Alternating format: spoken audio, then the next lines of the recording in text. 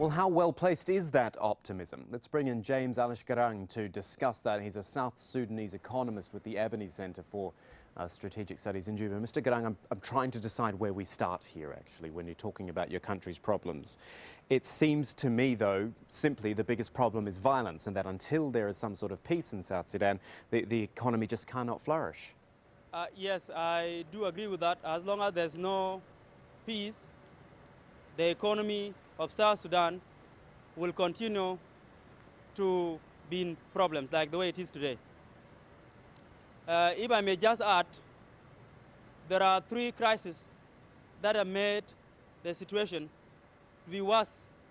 One that you know of is the shutdown of the oil in 2012. That somehow crippled the economy of South Sudan. And then you add to the mix the current conflict, which also led to the production of the oil to be cut in some states. And the third is the falling global oil prices. So these three things have made the situation of the economy in South Sudan to be worse. And above all, unless war stops, things will continue to be bad.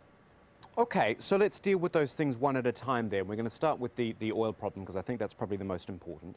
South Sudan is not producing enough oil. It is not selling what it is producing at a high enough price. Can it do anything about those problems now so it can start getting in some money now? What do you think? At the moment, not much can be derived from the oil.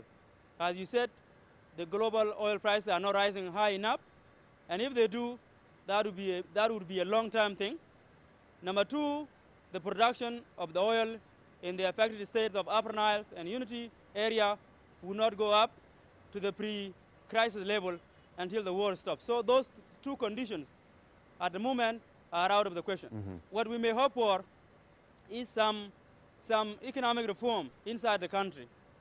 As of this year, in May, to be precise, May 5th to May 6th, the government of South Sudan reconvenes a meeting called Consultative Meeting on Improving the Economic Situation in South Sudan. And in that meeting, number of proposals were put forward, one of which was the realignment of the realignment of the exchange rate in the currency market.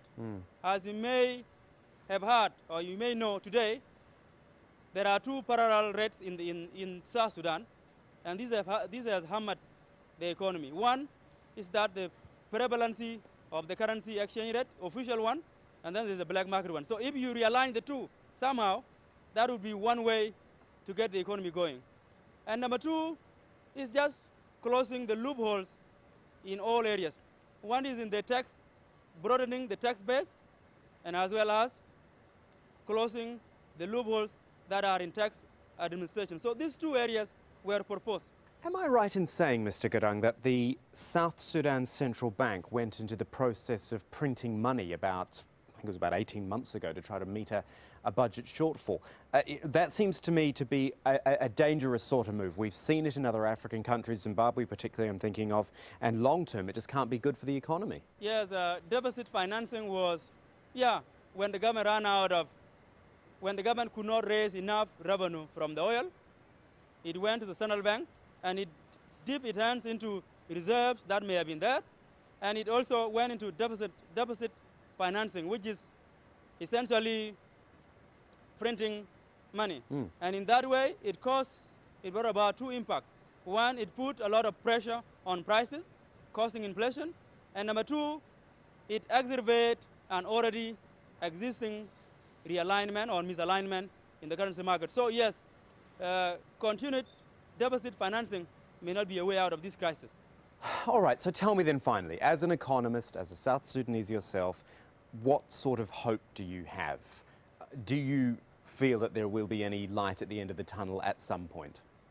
There is this attempt to reunify the different factions within the party. This week, there was a hopeful sign that the former Secretary General, Pagana Mom, and some of his team members came back to Juba. The fact that they are coming is a hopeful sign that somehow or somewhere along the line, peace may come. And if peace comes, production is going to pick up in the areas where it is now down, and that would be good for economy. Number two, government is also going to cut down on military spending, because at the moment, it is way, way up there in the sky. So those things, plus above this all, what underlie is the result of the expectation. Expectation play a big role in price formation and also in informing the market. And if the market knows that peace is coming, prices may stabilize in the market somehow. That's what I hope for. James Garang talking South Sudan with us this week on Counting the Cost. We thank you for your time.